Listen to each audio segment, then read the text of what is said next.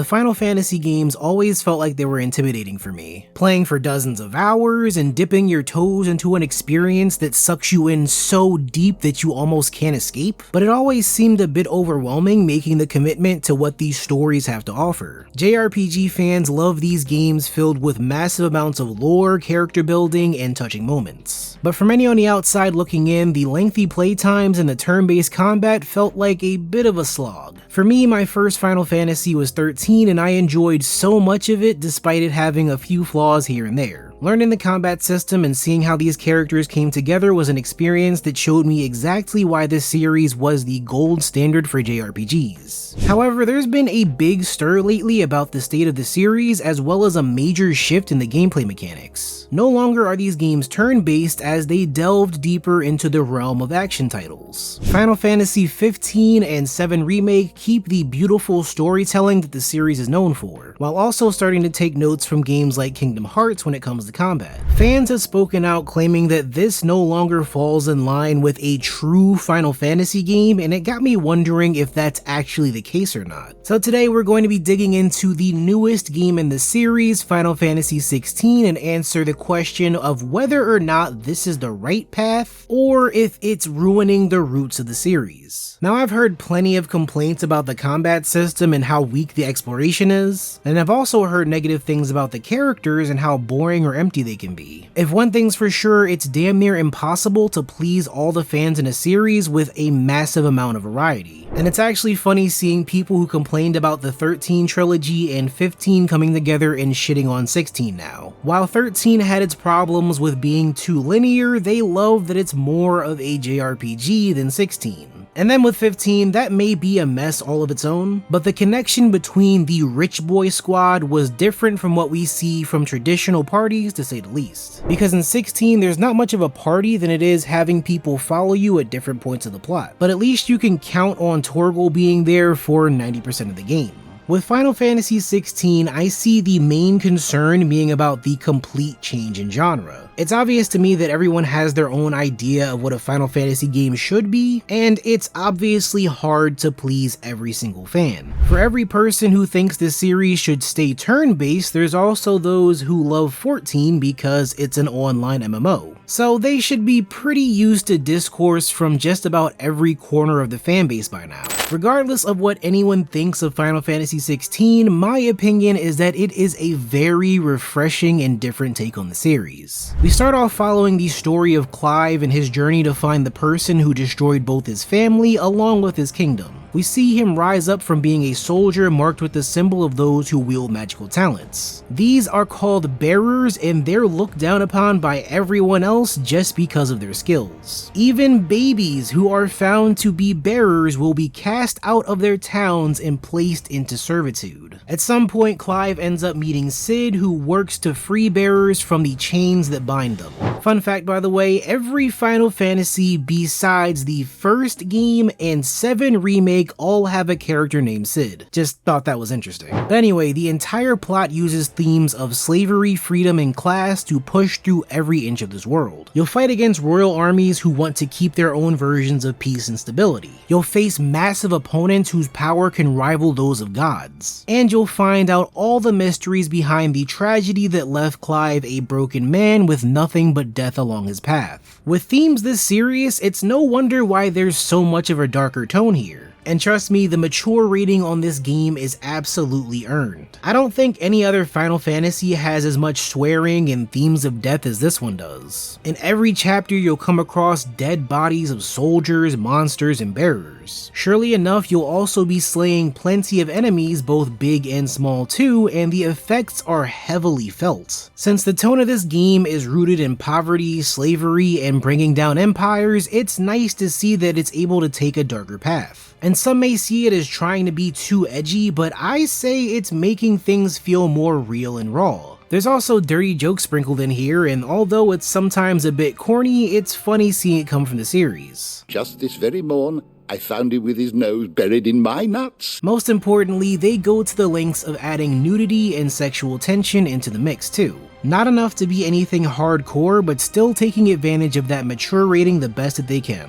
And here, thankfully, these side quests are crucial to the overall lore and plot. Unlike many other games where the side missions are just meant to pad out your time and have you playing for longer, there's a lot you'll miss out on if you skip these quests. Some even give information on characters and pieces of the plot that you otherwise wouldn't see. Even the quests that aren't related to the main cast will give you more details about the state of each nation and its people. Although most of these do end up feeding you the same stories of how badly bears are treated and the troubles that face the entire region. That wolf was trained. Better trained by far than your worthless kind. Like, sometimes it gets so bad that I wouldn't even be surprised to see this in one of the quests. Now keep driving, you black spear chucker piece of shit!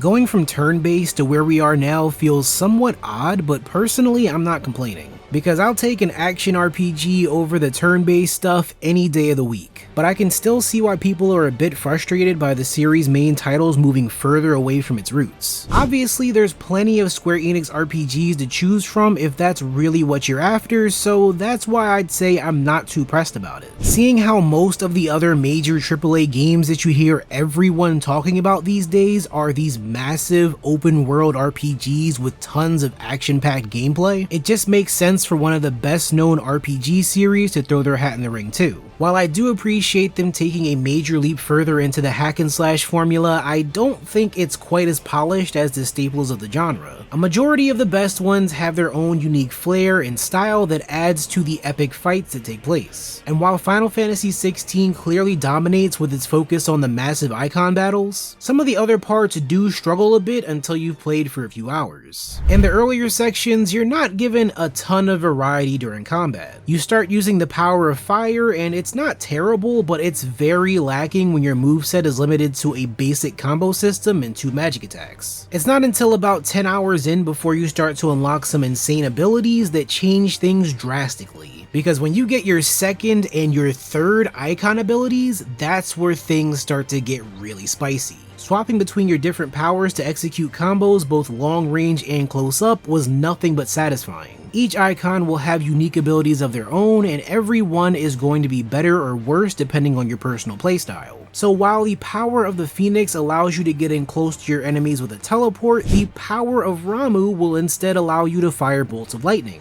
And I will admit that I didn't prefer Ramuh and Titan's unique powers too much myself, but the other attacks they have were really good. For a while, you'll be locked down to that certain icon if you want access to all their magic attacks. But later on, you'll be able to master each magic attack, leading to a godlike amount of flexibility in your combos. So as much as I hated using Ramuh as an icon, I just had to put his pile driver ability on all my builds. After I mastered him, I never took it off all the way through to the end of the game.